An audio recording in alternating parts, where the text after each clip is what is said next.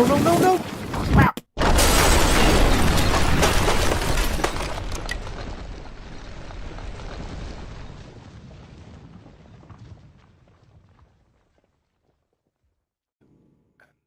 Today, I'm going to play a little bit of Elite Dangerous. This isn't planned to be a particularly long video, and my plan is to show you a few basics, a few little things that the tutorial doesn't cover that make your life easier if you're a new player. So, I'm going to start off by showing you your ship and the missions, how to choose missions, how to plot routes to your missions, things like that. So, start off by going into Starport Services. So we are at Zahn Beacon. So if you're a bit of a sci-fi book nerd, or a fan of Grand Admiral Thrawn, I think this is a nod to him. I hope it is. Given that in this system there is also a space station named after Dean Koontz. It's probably reasonable. Okay, so this is the I've got a bit of a choky coffee throat this morning. I apologise. This is the Starport Services menu. This will vary slightly depending on the type of starport you're at. Some have certain things, some have completely different, sort of varying options. So I'm going to quickly refuel my ship. It's a habit that you should always get into whenever you land. There's only a few credits here and there. Just fill your tank back up, and you're good. Okay.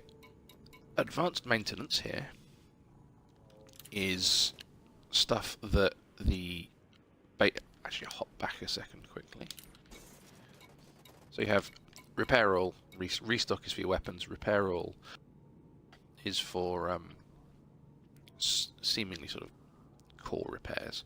But advanced maintenance is very important because my ship integrity is currently 99%, so it's taken a bit of possibly some heat damage or something like that. So I'll click on that, and it's now back to full integrity. So my paintwork, tap left on the stick to get to 100%, down to confirm, spend 10 credits and my paintwork's perfect again. Repair, that's where we are. Restock, again it tells you which which weapons you have that need restocking if they do, and how much the units cost. So I've got to worry about anything there. Fuel store, I should be fully fueled. I am. So depending on the amount of credits you've got, if you're very short, you could theoretically just refuel by 10% just to get enough to do another mission, do another short hop mission, get some more credits to afford a full restock. Next, I will quickly cover outfitting. So, outfitting is making your ship bigger, better, tougher. So you've got hardpoints, utility mounts, core internal, optional internal, the livery, and or any modules that you've bought for other ships and stored. Livery I'm going to completely ignore because I believe it pretty much only costs real money. So I said I was going to ignore it. I'm doing stuff with it. Genius. So you can have varying paint jobs, varying ship names. Probably change the ship name actually. Yeah, change the ship name. Change the ship ID. So frontier points, real money. And with that you can buy paint jobs, decals, so on. So I'm not spending any money on that. Back out of outfitting. So hard points, as I said, are your weapons. On my ship, which is a Viper 4, I've got 2 medium hard points. These two. That one there. That one there. So you see the screen is changing to which of the hard points it is. And then 2 small hard points, which are the ones on the front of the ship here. So my multi-cannon and my Seeker missile rack. So you've got a number and amount of dots underneath that number, that tells you the size of the hardpoint and the size of the thing that is in the hardpoint. So I have a 2 capacity beam laser, a 2 capacity slot with a 2D beam laser in it. So a 2D gimbaled beam laser no less. So I will quickly select that. Then I will browse the shop. So in this particular shop there are 1, 2, 3, 5 different types of weapon that I can install here. The amount of weapons and the types of weapons will vary depending on the space station you're at. So this one isn't a particularly heavy-duty space station, so there's not a great amount of choice, but it's good enough for today. So you can see I can install a 1F cannon. You can always install something smaller than the size of the slot. So if you have a 6 slot, you can install anything from a 5 down to a 1 in it. But it can be a bit of a waste. This 1F cannon is turreted and supports multi-crew. So if you have a ship that has multi-crew capacity, you can have a fellow human playing in your ship using your turret. In fact, both of the options here are turreted, but I don't want turrets. So the one I have at the moment is gimbaled, which means it has tracking for when you've selected and highlighted an enemy, it will track it within reason, so you haven't got to keep perfectly aimed on it the whole time. So generally the gimbaled weapons are better, but they also cost more. On this main panel you've got all the details of the current weapon, and then when you scroll down to a different one, the data changes compared to the selected weapon. So if I wanted to install this cannon, which means it's a lower power cannon, but it does a lot less damage per second, has a lower distributor draw, which I suspect is not particularly useful. The armor piercing rating, the maximum range rating, shot speed and rate of fire are all the same. The ammo clip size increases significantly, but that's because the cannon is a projectile weapon and the beam laser isn't. So overall this weapon actually is significantly weaker. You'll also see at the bottom in the ship specs panel, where you've got the top speed and the boost speed have gone blue with an up arrow next to them. That's because the weight of this cannon lowers the overall weight of my ship, meaning I can go a little bit faster, I can boost a little bit faster. My jump minimum, current and maximum also all increase because of the effect of the decrease in mass of the ship. However, if I go to the 2E cannon here, you'll see that although again it's a lower power draw, there is less damage per second. It shoots a little bit further than the current weapon I've got, but again it's not enough to be worthwhile. So you have to pay attention to the red versus the blue for which things are actually better. Generally, if you're upgrading your weapons, you want to see a power draw that is red, because it's pulling more power, it's making it more power, it's a more effective weapon. So we'll skip out of that. We've also got fragment cannons, which are, as it says, multi-shot projectile weapons on turret. In that case, on a turret mount. You get the same for that. That's a gimbaled one, but they've only got a 3 ammo clip size, so they're not very. You've not got many shots with them. Railguns.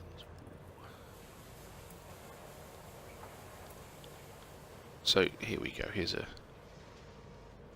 reasonable demonstration of the effectively a positive increase, a positive weapon upgrade. So the power draw is higher by 62%, and that is reflected in the total power bar at the bottom of the screen in the ship specs. So with all of my sort of optional stuff retracted, I have a power draw of 9.13 megawatts. With everything deployed, if I were to add this railgun, I would have a total of 12.77. I am still within the maximum, within my 14.3 megawatts, so it won't hurt my ship at all to use that. Just back up to there, you see that my current draw is 12.14. And you can alter that by increasing your power plants and upgrading the core internal. There's also missiles. Seeker Missile Rex, I have one installed already, so I don't need another one. But again, same sort of functions. Actually, that Seeker Missile Rack.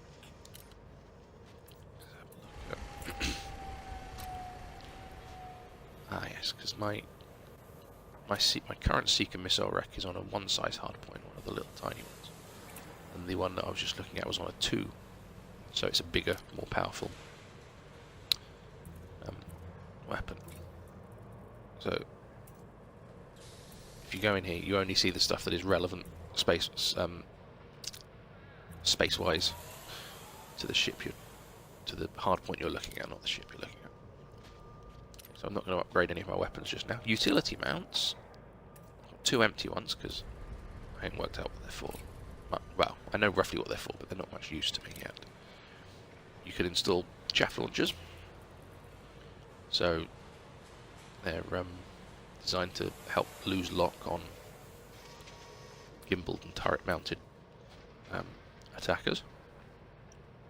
So they're only a very small power draw relative to the overall impact to your ship. And ECMS are electronic countermeasures, so again, same sort of thing. So I could easily install 1 or 2 of those into my utility mounts, but at the moment I don't really need them. Core internal. These are the basically the things you have to have as part of your ship, because obviously they're core internal. So in this bulkheads alloys, they don't have anything else for sale in this because of the limits on the stock in this particular location.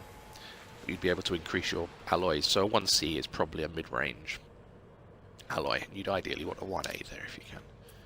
So again, a 4B power plant. I can upgrade that realistically to a 4A. So you see all these 2s, the power capacity is just significantly smaller. And they haven't got any 4As in stock, so I can't do anything upgrade-wise. Let's have a look at thrusters quickly. I'd like to find something I can actually upgrade. FSD housing. So again, the better the frameshift drive in harness with the better the power plant, the further and theoretically the faster you go. So you see the power draw, actually you probably want a reasonably high power draw for these sorts of things, because it will get you there quicker. 2B life support. Power draw is lower. So I've got a 0.51 megawatt power draw. Emergency life support for 15 minutes. So those two are not as good either. Power distributor.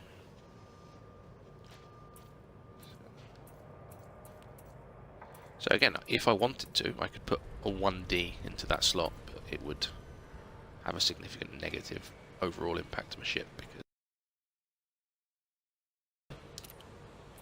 sensors. Okay. Even my sensors are better than the stuff they've got here. Fuel tank, they've got no stock, so I can't upgrade that fuel tank, but I think a 16 capacity fuel tank in a 4 is best you can get. But if I can find a 4A, I'll be able to work that out. Optional internal is the last one of any real relevance. So this is the stuff where you can mess about and configure your ship to be a passenger hauler, a cargo ship or whatever. So at the moment I've got 2 size 4 slots, both of which have a 4 capacity cargo rack. So I could put a 1 in, but it's just not.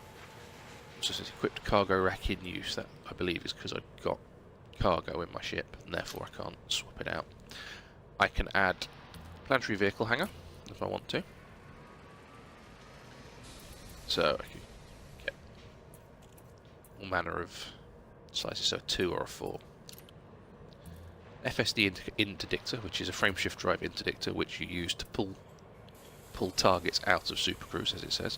So if you've got a bounty on Evil Dave, the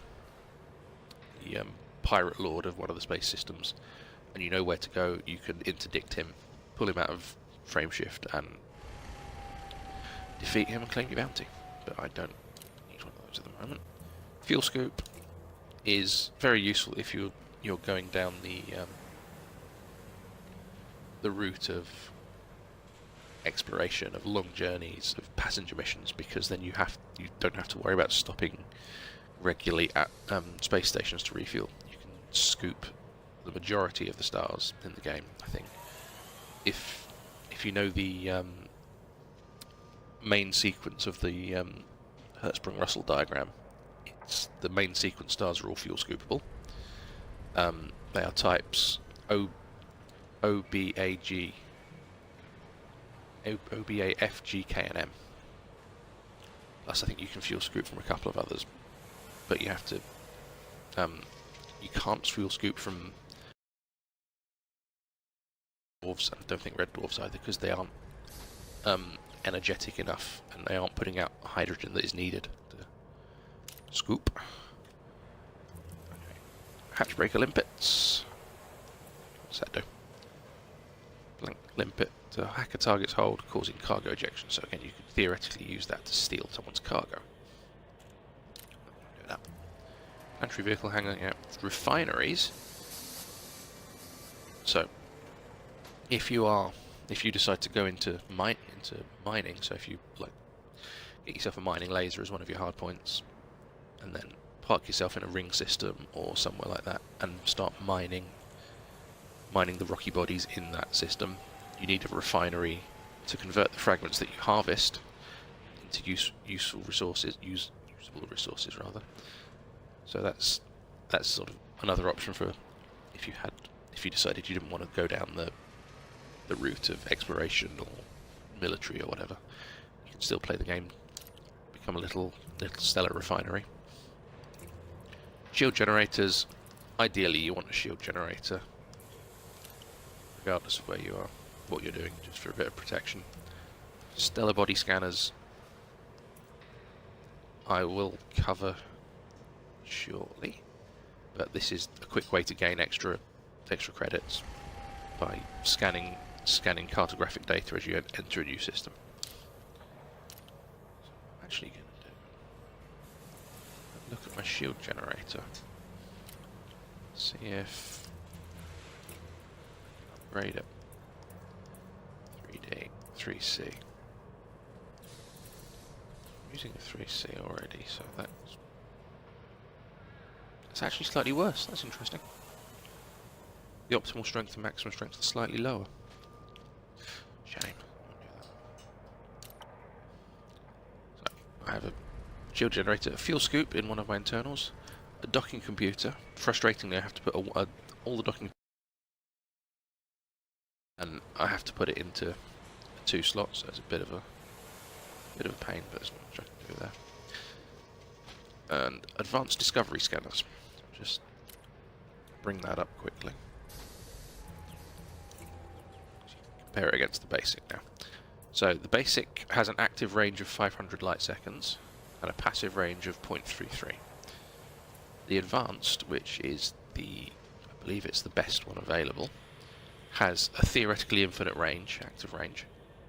So it will scan the entire star system for you, regardless of how big that star system is, and a passive range of 33.36 light seconds. So combining a discovery scanner with a nav beacon is a very useful way of getting lots of accurate system data to sell. But if you're in a rush, a good discovery scanner is actually all you need. So I'll show you how to do that in a new system shortly. Military compartments. Oh, the planetary approach suite, I think, has to stay in place. You can't buy a new one, you can't replace it. So I'll leave that alone. The military compartment, there's no stock of it on this system, so I won't show you what I can put in there.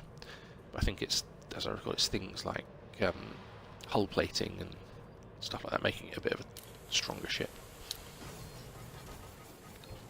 Okay, so that's outfitting covered. There is, rather frustratingly, no commodities market in this on this station, so I can't show you that yet, but that's alright.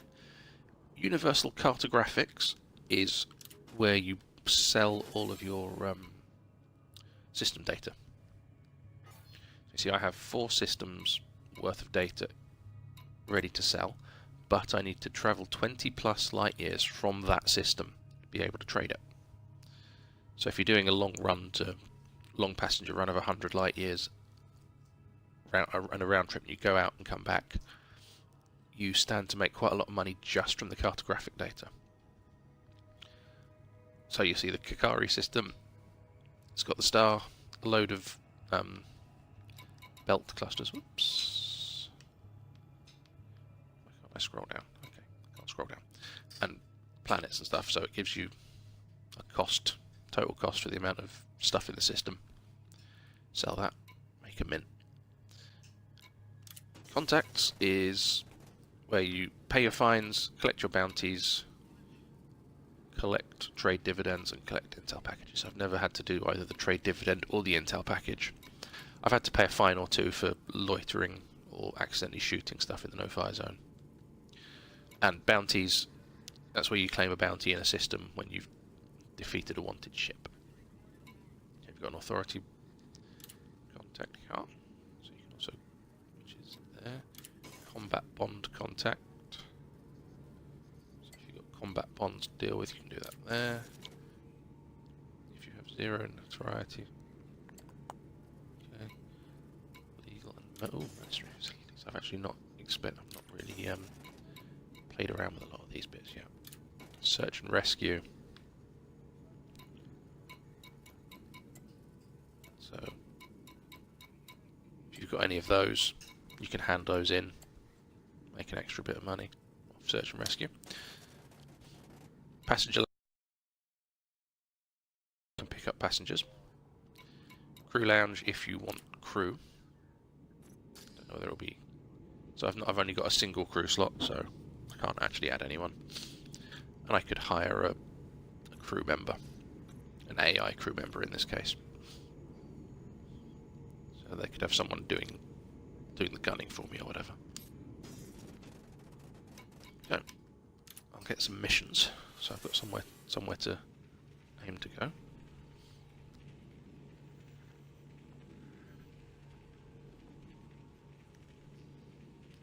Stand by. Stand by. There we go. Community goals, which is goals for obviously the entire elite community. You can do three different things. I'm not worried about those. And then below you have each of the available job givers on a particular space station. So yeah, this first person, Joyce Sims, has 11 jobs, 9 of which I'm eligible for. And I have I would say I have a reasonably a neutral faction reputation. So that's the bar along the graduated bar along the bottom. So as you do stuff for certain factions, certain superpowers, they like you more or less depending on what you do. So you can filter by all legal, illegal, combat, transport, aid. I'm going to leave it on all.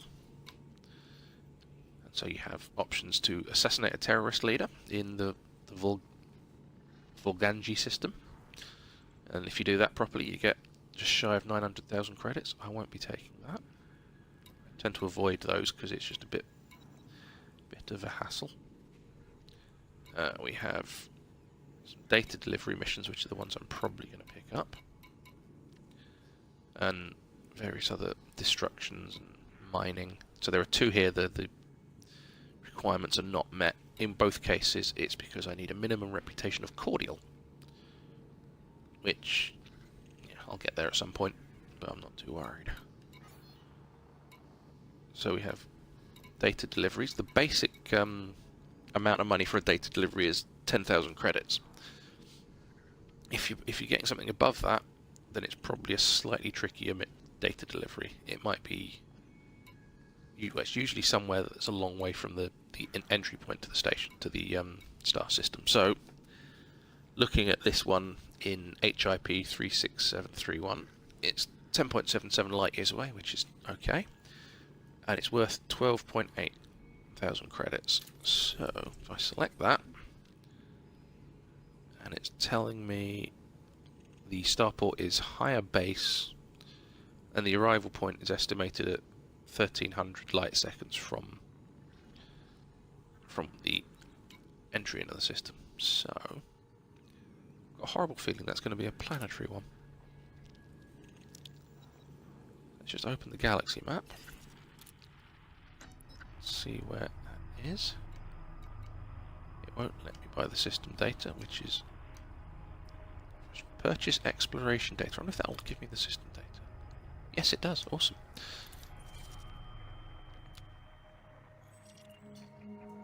So here's the system map for the station we're planning the location. It is a little space station rather than a planet, so that's nice. So I'll take that job. So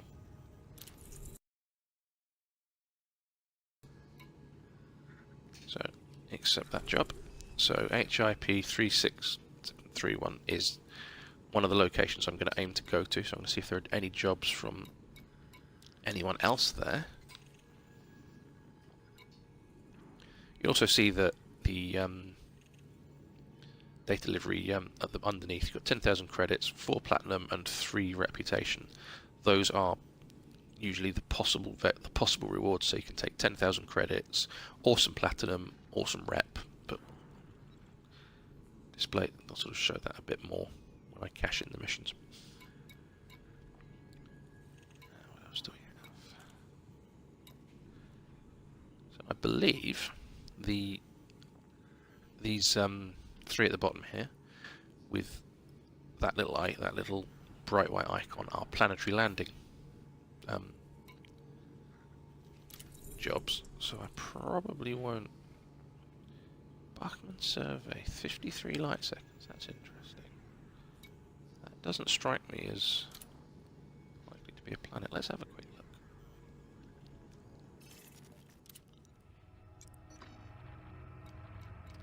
So I'll buy the purchase the exploration data because I can. It's cheap and it'll make life a little bit easier. Yeah, so it's on. It's going to be on a planet. So I'm not taking that because I don't want to have to do a planetary landing. So what I'm going to quickly do is open up my target panel by holding down the X button, tapping left on the D-pad. Go to my transactions, and then from here, HIP 36731. So I'm just going to quickly plot my route ahead of time, because then I can work out where else I can pick missions up for. So when you've selected your target system, you can move left and right with the D-pad to select, to plot your route, to bookmark, to look at the system map, or to purchase the trending trade data, which is at the moment not particularly relevant. So I'm going to plot the route. It's a single jump, nice and easy. But looking at the map, I see Udigobo isn't too far away either. So you can see relative to. Oops, going the wrong way. Messed that up. So it wouldn't hurt to pick up jobs here either. So for example, if I've got a job already here that pays well, or 2 jobs, I'm not realistically going to then pick up a job at Canis Majoris, because it's going to then become an awkward journey. So ideally I want to pick up stuff that's still reasonably the route I'm going. There is in Udikobo. In fact, there's one there. So data delivery, Runcheon City. Now, that looks reasonably easy. Inevitably, this is now going to be a planet. Grab that.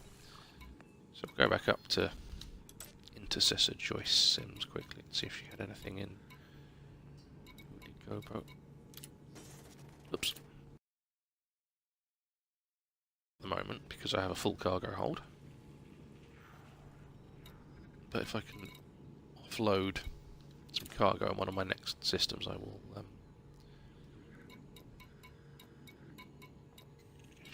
hopefully be able to pick up one or two of those as well.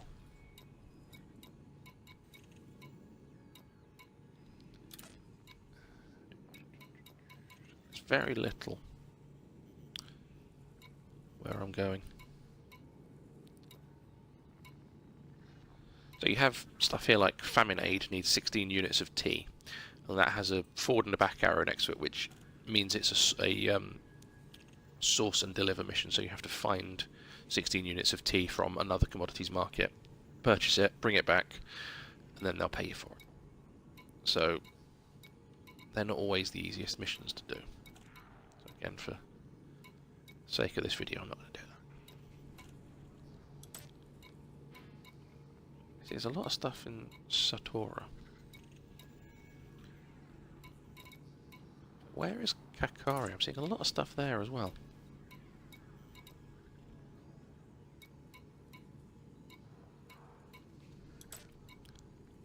So let's just have a quick look at the galaxy map for that.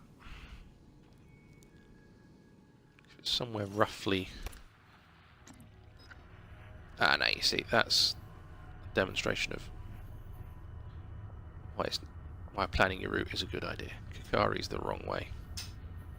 Sort of. So is Volgjani. But that's alright. I might actually take a few of these. And just do them when I have some time. Most missions have a real-time time limit of 24 hours. So I will need to complete all of these missions within 24 hours from now in real time, or they will time out. So one of the it's sort of strange that a video game actually works in legitimate real time, but it does.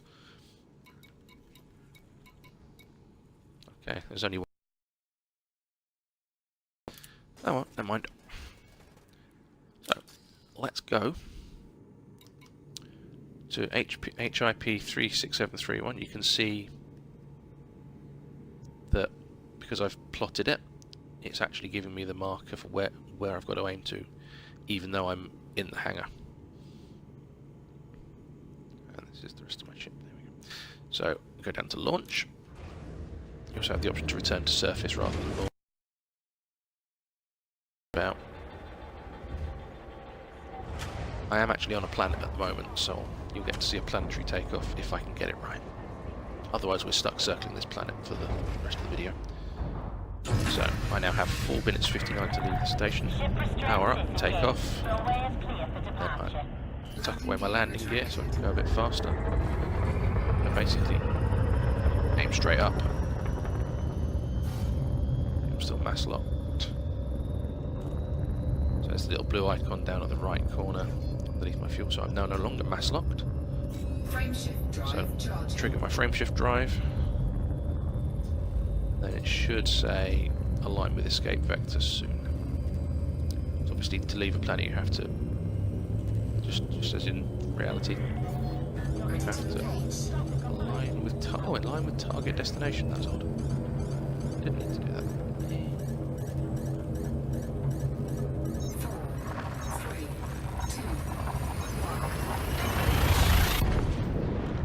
Alright, I've got no idea how I managed to just go straight to hyperdrive there, but I'm not going to complain. So when we come into the system, I'm going to slam the brakes on, and then I'm going to scan the system. So brakes on, drop speed so I don't smash into the sun. Alright.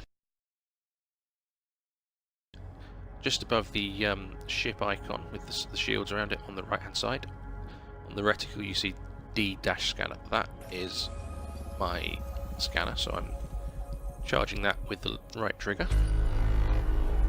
You hear that noise says it's scanned complete. There are no astronomical objects discovered in this system. Or no new astronomical objects, rather. But, if I have a quick look in my target panel, select the nav beacon, lock that destination.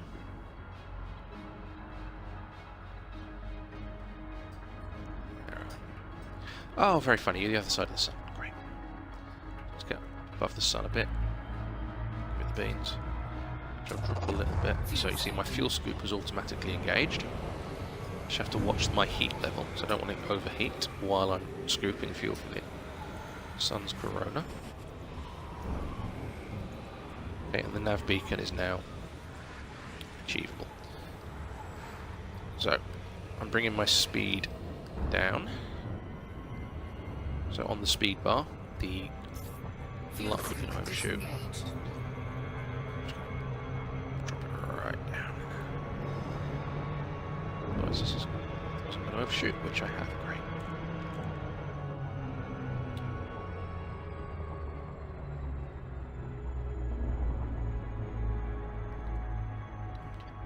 Overshooting is a real pain, but get used to it.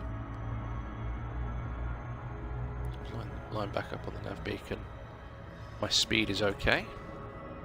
Just got to wait for the distance to drop so I can hit safe disengage. So on the left hand panel you've got distance and speed. When both of those long vertical bars are in the blue sections, you are able to safe disengage out of frameshift drive into normal speed.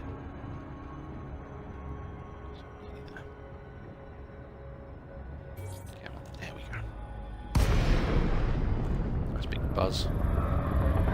There's some ships, maybe we can do a bit of combat as well. Right, now I just have to find the nav beacon. There it is.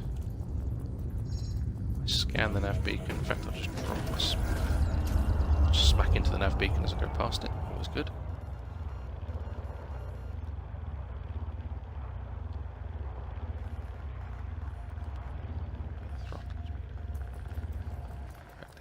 Drop my throttle down to 0 because that's easiest. There's the nav beacon. I have now scanned it because it's not saying scanning anymore. So let's have a look. I can quickly cycle my fire groups to bring up my laser cannons. You'll see there. You see both of the cursors are dancing slightly because they're on gimbals.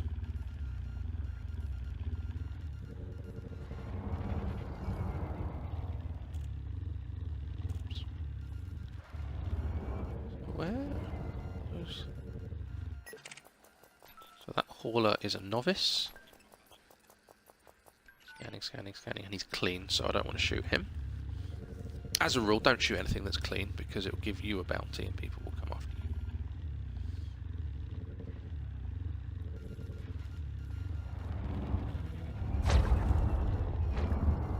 Oh, hello. Someone's just jumped into the system. Keelback. I want one of those. He's a master and he's clean, so they've also got basically a difficulty setting, so I'm not going to go after a master even if he is wanted. Diamondback Scout. I think that Diamondback Scout is mostly harmless and wanted. Let's go see him.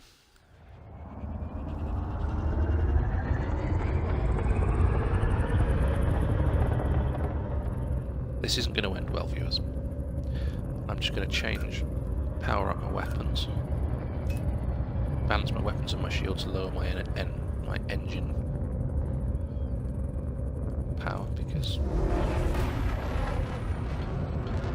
under the circumstances what I want more than anything is the ability to shoot stuff. So, and obviously I'm never gonna shoot at something that is a lot better than me.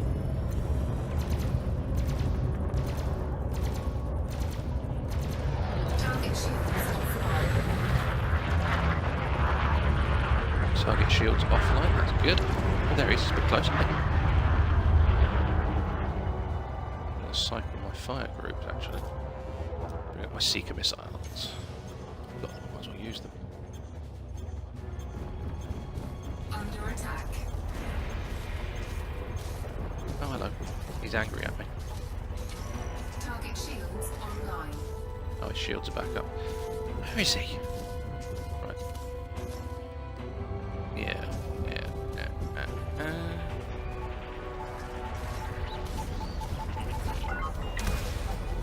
Launch and missile.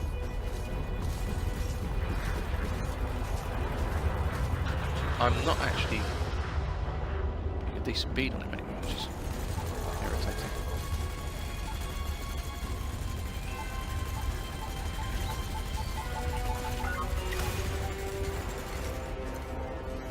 Missed. Cannot comply.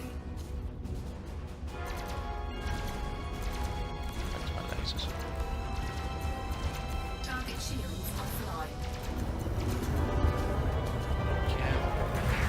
Under attack. He's mostly harmless and I've still not beaten him. This is annoying. It's partly because my weapons aren't that good.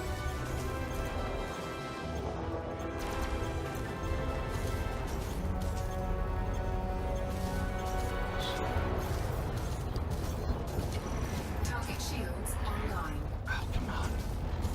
Shields offline. Oh, poo. Damage.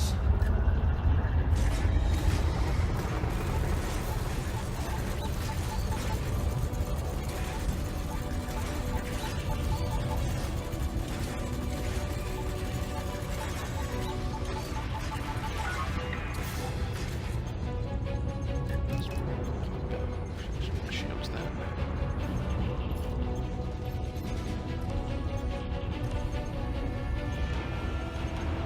Target shields offline.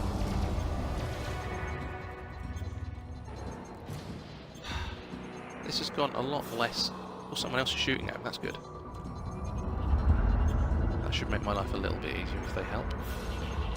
Yes, look, there's someone else there. Federal Security Service. Popo are in. Useful trick, never shoot at the Popo.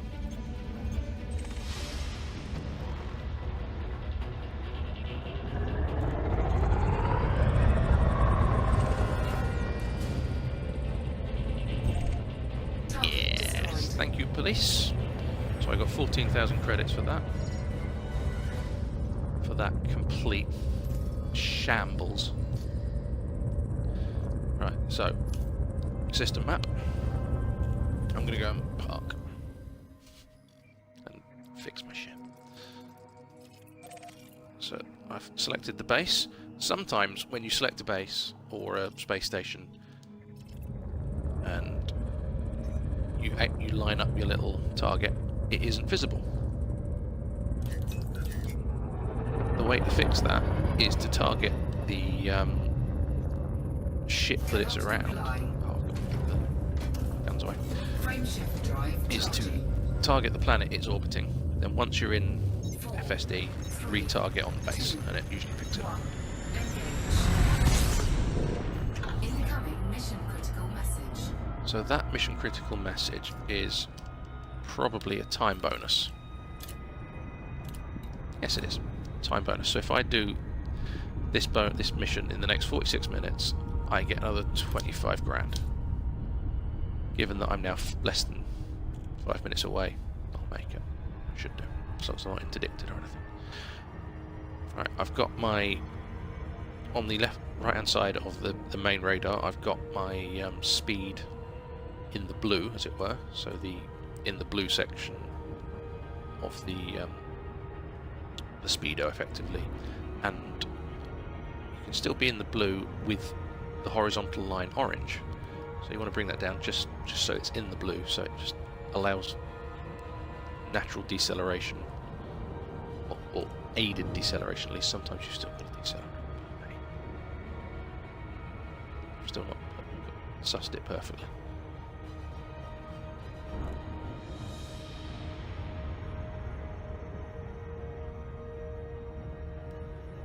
Hopefully there's a commodities market on this system as well.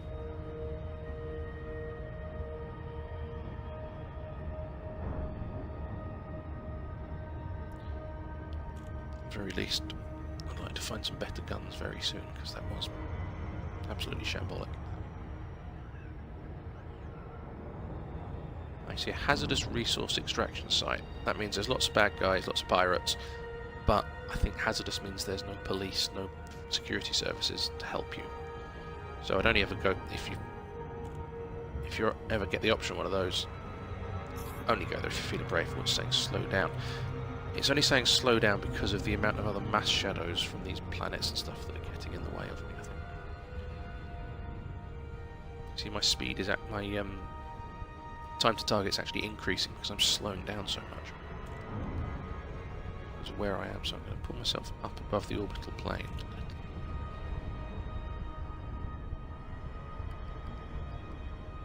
There we go. So I'm back to accelerating. A bit closer to target.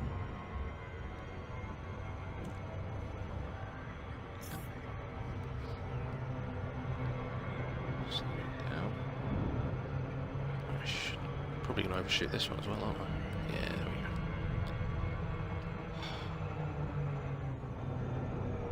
I really wanted to look so competent doing this.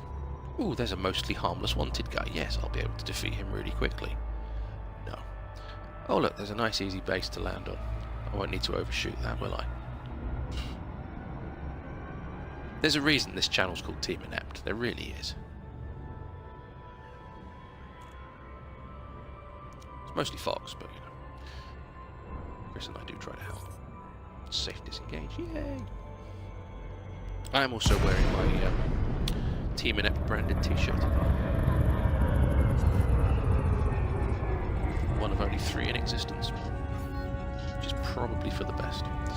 Right, so now I'm within 7.5 kilometers of the space station. I can go into my targets panel, contacts, select the base, request docking, slow down for auto dock, so you drop your speed to basically 0 when you have a docking computer. Get a bit of music. You don't have to do anything. I can just about land a spaceship under my own steam, but frankly I hate it, so I'm sticking with the docking computer. It's apparently a lot easier to dock and generally to fly a ship using a HOTAS flight stick, but that also requires a table or some such to plant the sticks on, and given that I don't have a table in front of me, I'll buy one. So you see, I'm on an outdoor space station kind of place. So we go Starport Services. Welcome to Higher Base. So refuel. This commodities market. Then we hit repair. We can't restock because they haven't got the restock option. Advanced maintenance. Ship integrity is now fully maxed out. Do that. Okay, and then we go to the mission board.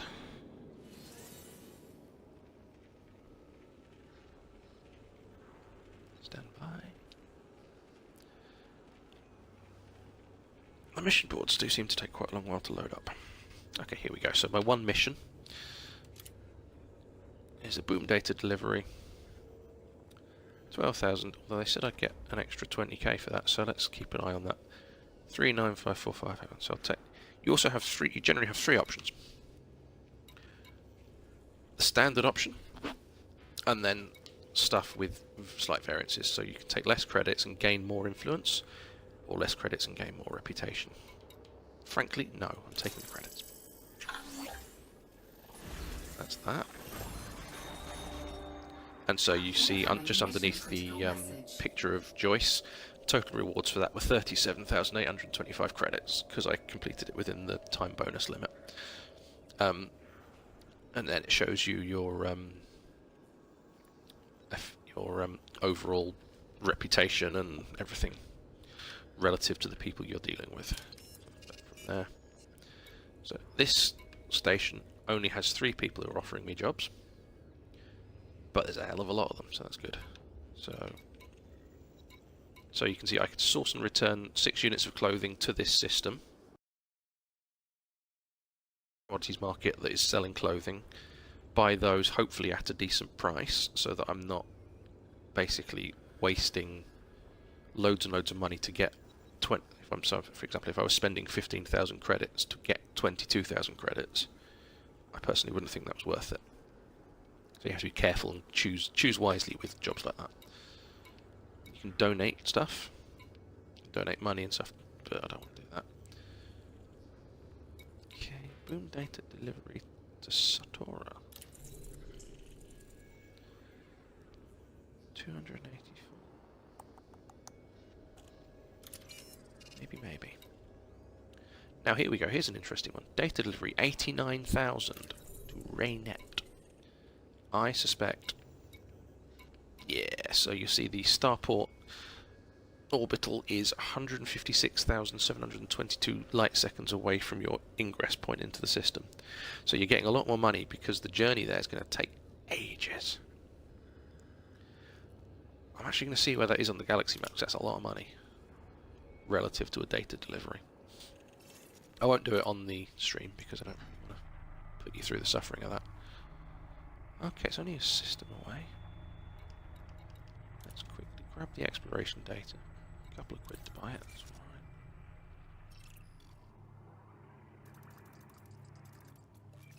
It's one of these. Pippin relay and Iceli orbital. Okay. Yeah, I'm going to take that job.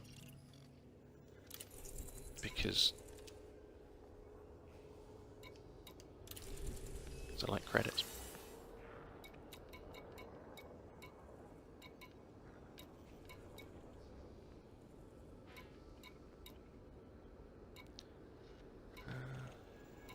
There's lots of stuff going to this system.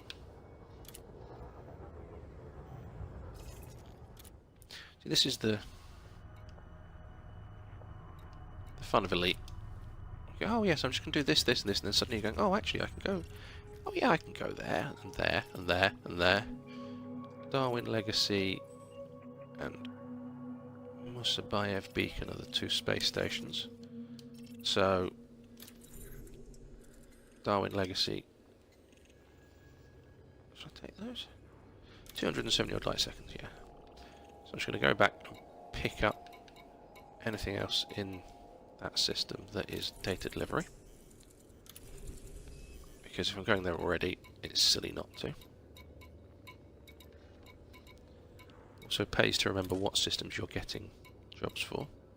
So these guys have obviously got some sort of issue with people in the Jiwang system, because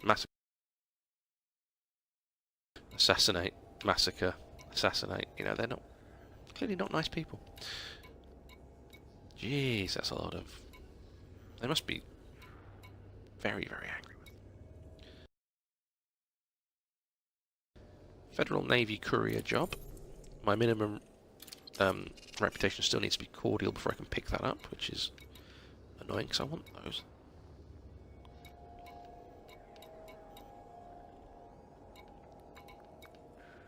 Okay, there's nothing else there.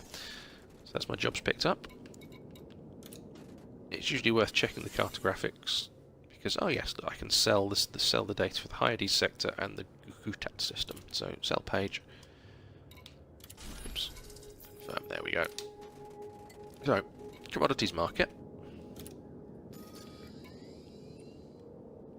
You have a list of everything that this system either wants to sell or buy.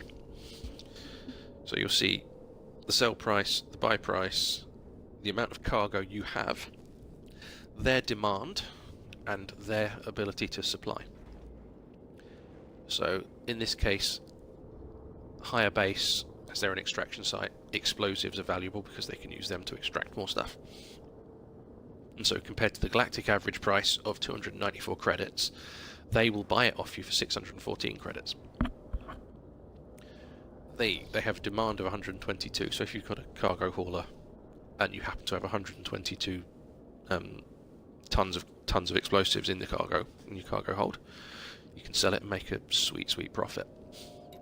Now, one of the most useful, easy, lazy things to haul to make money when you're not doing other missions is water. Anytime you're on an agricultural station, water is very cheap. You can buy it for tens of credits. And so you'll see against the galactic average price of 155, they'll pay 589.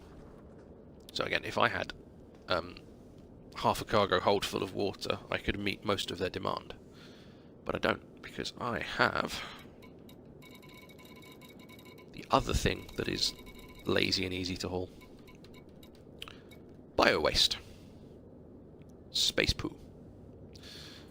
So, on anywhere that isn't basically an agricultural planet or station, bio-waste is sold really cheaply.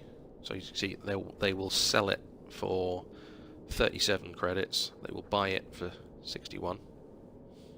Was that the other way around? I can't remember. I can buy it for 61. They will sell it to me for 37. I currently have 32 of them in me, 32 tons of poo in my cargo hold, and I have for a while because I haven't found an agricultural station for a bit. Galactic average price is 63, but generally I can sell that for a few hundred credits to an agricultural, where I would then sell that, pick up some water, rinse and repeat. So generally, the good thing to do is look as a buyer, look at their demand, look at their supply rather, see what they've got, see what they're selling. Nice. So, for example, a good example here is bauxite. I can buy that for 95 credits per piece. Galactic average is 172, so if I can find somewhere that's selling or buying at or around the galactic average, I'm minted. I can make a decent amount of money on that. So the lepidolite is another good one. In fact, they are selling below the galactic average price for everything in the minerals. So each type of station, extraction, high-tech, agricultural, industrial, they'll have a sort of targeted buying and selling pattern. So once you've sort of sussed that, it tends to be quite easy to do some basic market work. You can also sort by specific stations if you've been somewhere already and you've got the trade data. So I could work out if I could find an agricultural station that I've been to that is selling tea, see how much they're selling it for, and if they're selling below the price that higher base wants, that higher base is willing to pay, common sense dictates buy some tea, bring it back, play the market. So I need to find an agricultural system, really. So I can demonstrate that again at some point for you. So that's that. So I'm going to now plot my route to my next target. So I've got... Oh, I forgot to cash in a bounty. That would have been irritating, because I'd have forgotten all about it and had to come back. So we go to contacts. I have redeem all bounty vouchers for this system. 14,000 credits. Bingo. I'm over 4 million. Yay! I think that might be the most money I've ever had at once in this game. That's what I was going to do. I was going to bring up my target panel. So I've got navigation, transactions, contacts, sub-targets, and inventory. So I want to just make sure I know where I'm going. So I've got to go to the Dazzler system. That is as well. Reneti system.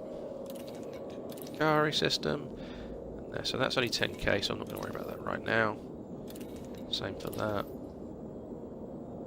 That's the one that's really long, so I'm not doing that now. So Darwin Legacy, and so I'm going to go to the Dazzler system. Nice. So plot my route.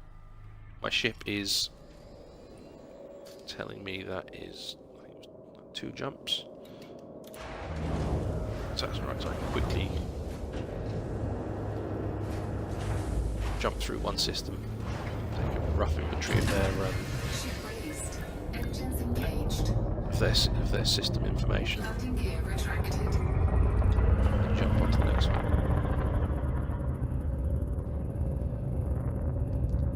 Just a shame I've not been able to go to one of the nice big orbitals. Frameshift drive charging. So what I'll do is I will land on the next space station, cash in the mission, and then from there I can wrap up the stream nice and neat. 3, 2, 1. As you're travelling through hyperspace, after a little while, the target star appears dead centre in the screen. You get closer and closer and closer. Slam on the brakes. Actually, I need to cycle my fire groups. D-scanner. So I discovered one new astronomical object. And then my scanner, so it was my passive scanner, has found 1. The active scanner found 5. So that planet is listed as unexplored. I assume it's a planet. So what I'm going to do is I'm going to bring up the system map. So you see there's unexplored, unexplored, unexplored, and unexplored. But there are no stations in this system. So when I go to my target panel, it's highly likely there's going to be no nav beacon.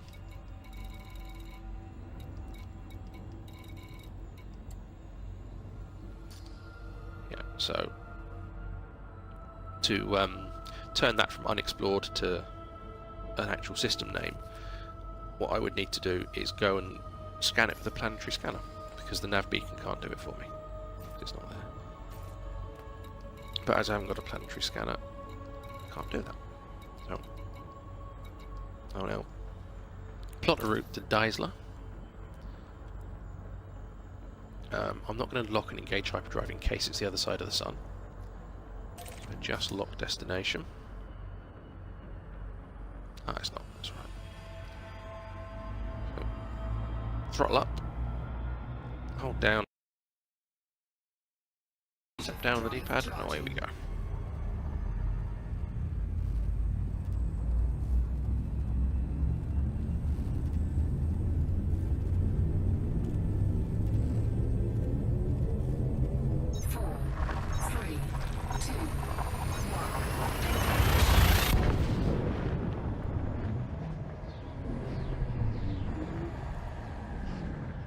Through space at thousands of times the speed of light.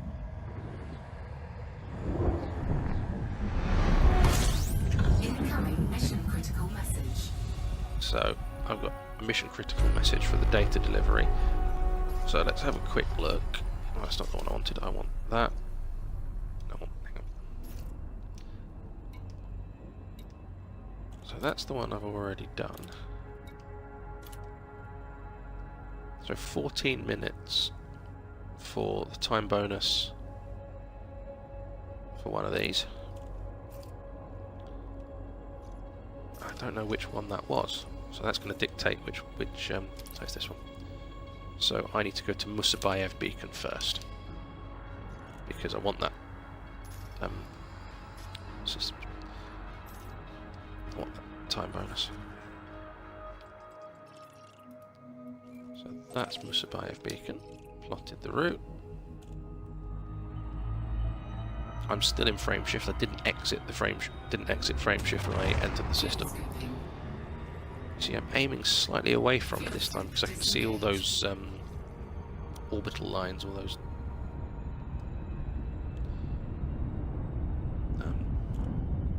tracks where it might actually slow me down a bit.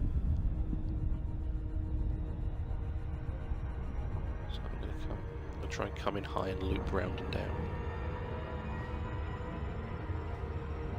Probably won't work and I'll overshoot for the third time in a single stream. Look like a complete jump. Drop my speed into the blue. See, I'm now decelerating quite rapidly because I'm too close and I'm going to overshoot. Yeah, I know, I've blown it again, haven't I? Yeah, by quite some spectacular distance there. Well done, me. Not too far away.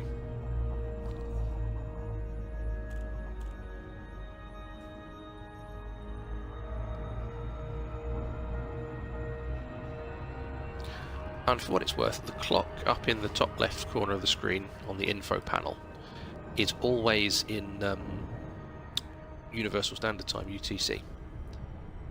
So I believe wherever you are playing the game, that clock is always exactly the same. It's predicated on what is effectively Greenwich Mean Time. So for me right now, it says 8:49, so 18 seconds, but it's actually probably 9:49 then. Yes, it is. Because it doesn't adjust, so it gives everyone a standardised timing.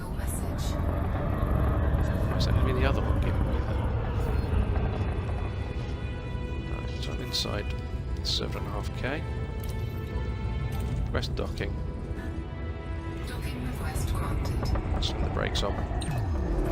Just have a quick look at the comms panel.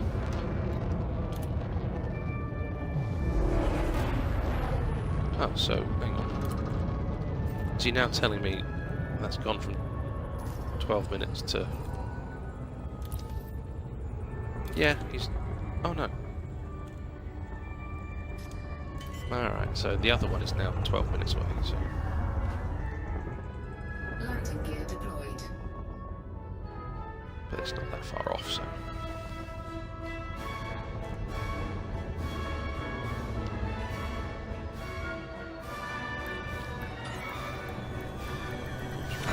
Nice view of the planet there.